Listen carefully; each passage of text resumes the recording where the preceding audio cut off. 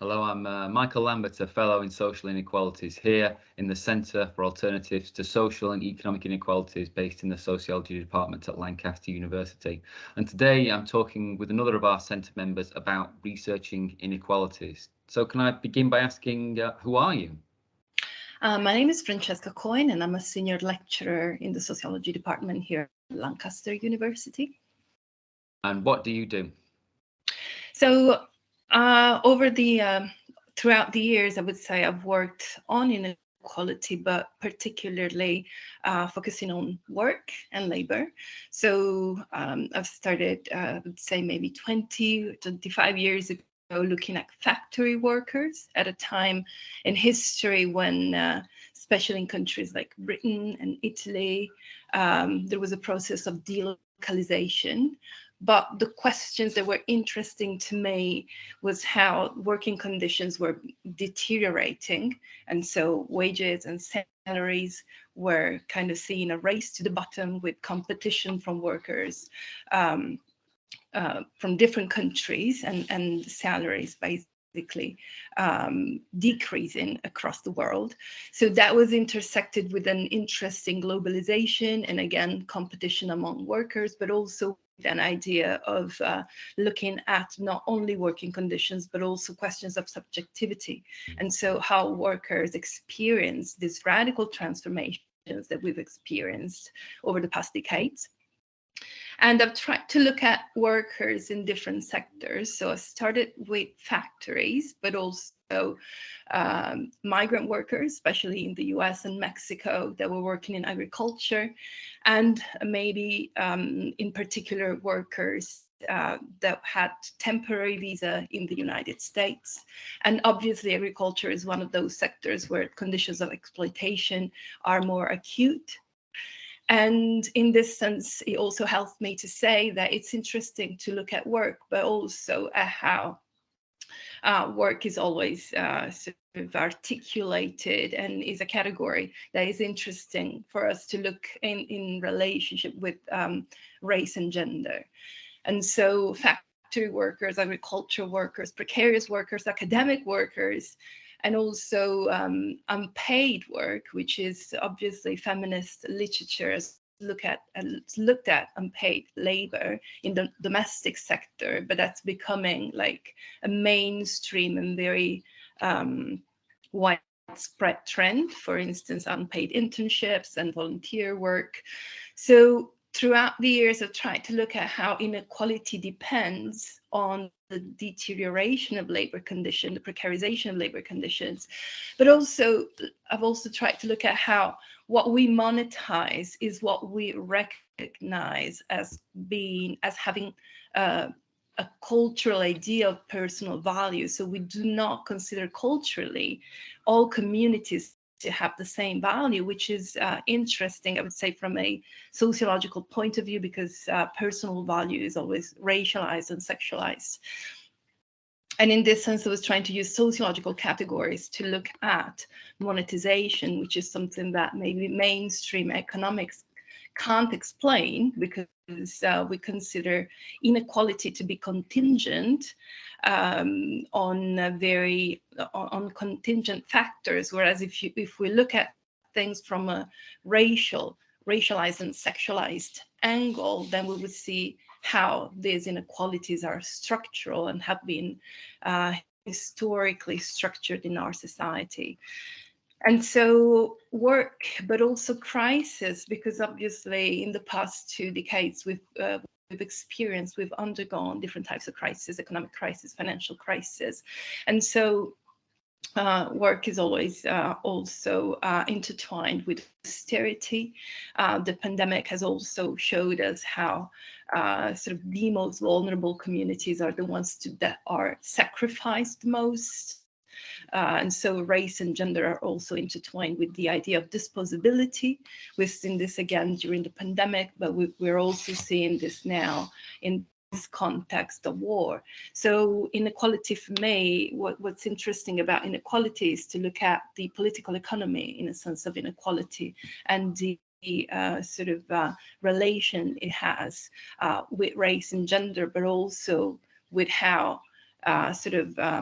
global factors such as globalization first, deglobalization now, are very quickly changing our social conditions and living conditions and our society as a whole.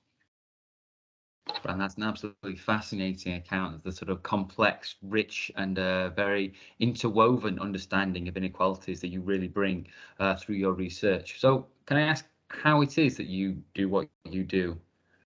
So, I guess it depends on the type of research. Mostly, I do work with qualitative methods and with theory and political economy. And many times when it comes to workers' experiences and subjectivity, it's interesting to be in the field and so to use interviews and ethnography. When it comes to crisis, I think these factors become very much intertwined, especially if we look if we think about the financial crisis and the economic crisis.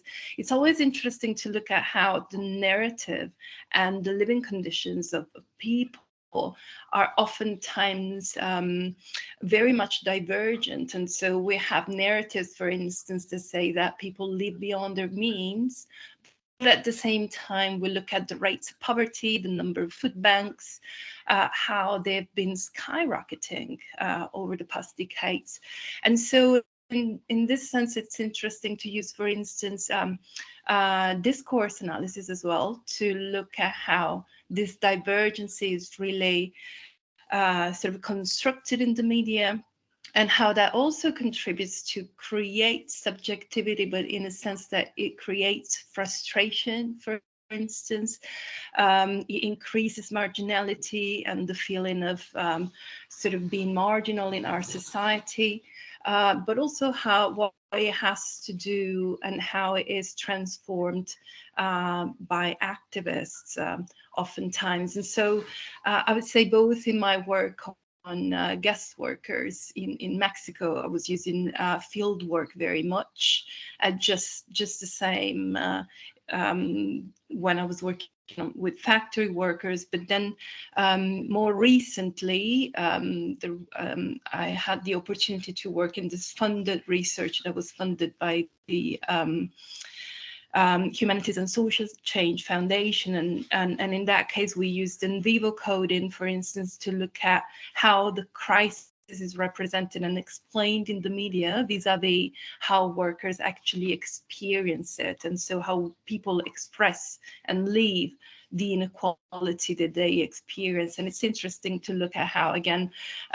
these narratives are oftentimes juxtaposed and and that how scapegoating has been oftentimes used in the media to make sense of the crisis, and so how the cost of the crisis, but also the blame of the crisis, has been externalized, again, on the most vulnerable sectors of our society. Now, you've offered this sort of breadth of the way that your understanding relates to inequalities, but can I ask you perhaps to give maybe one example or a focus of one element of your research that looks at inequalities? Yes. Well, what I'm working on right now, for instance, is the Great Resignations, and so trying to interview workers that quit their jobs. And it's interesting how their living conditions, their emotional conditions, they're experiencing very high rates of burnout and exhaustion. And it sort of depends on what type of workers you interview. Conditions may vary greatly, but so for instance, writers and workers in the digital economy, that is a very good example of inequality to some extent, because again, we have many indicators of vulnerability, like precariousness, but also extensive and very intense working hours. And those are the very same workers that we consider to be essential, for instance, during the pandemic. But this very notion of being essential went hand in hand with conditions of disposability. So we can see inequality quite clearly there, because even though as a society we know that we wouldn't survive without sort of workers that bring food to our table, at the same time, these are the ones that find themselves without any protection, for instance, when the crisis hits society. And so we find them moving to the margins when they lose their jobs, for instance, when their contracts end, or even living in overcrowded homes and overcrowded flats. And we've seen all these indicators during the pandemic. We've seen inequality very clearly during the pandemic, because these are the very workers that, for instance, experienced the higher rates of sort of they contract the disease more often, even higher rates of death. And clearly, death is one of the most important indicators of inequality. Ruth Wilson Gilmore used to say that vulnerability to death is what indicates racism, and clearly vulnerability to death is also what indicates the greatest inequality in our society. I get a real sense from everything you said, Fran, that there's a very strong conviction about not only understanding the inequalities in the world around us, but maybe trying to change and do something about them as well. So can I finish by asking if there are any partners, organizations or campaigning groups that you're associated with through your work in inequalities?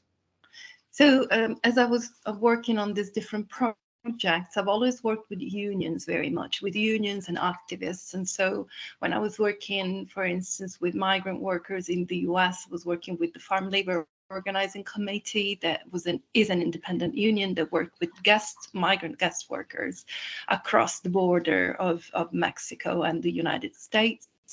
But I'm working with unions and activists even now, especially because even when it comes to the Great Resignations, these social subjects are the ones that monitor the transformations of work and the transformation of the conditions of exploitation in our society. So they have a privileged they're situated in a very privileged position if we want to look at how inequalities change. And so obviously it is a situated research, but it is probably, as you were saying, what is necessary right now, as social transformations are evolving so quickly. So it is important to be where these transformations occur and to talk with those social actors that have a very clear sense of how they occur and how they can be changed. I think that's a very fitting way to end any understanding of what you do in relation to inequalities. So can I conclude just by saying thank you very much, Fran, for taking the time to talk with me today and about how your work relates to inequalities. Thank you for having me, Michael.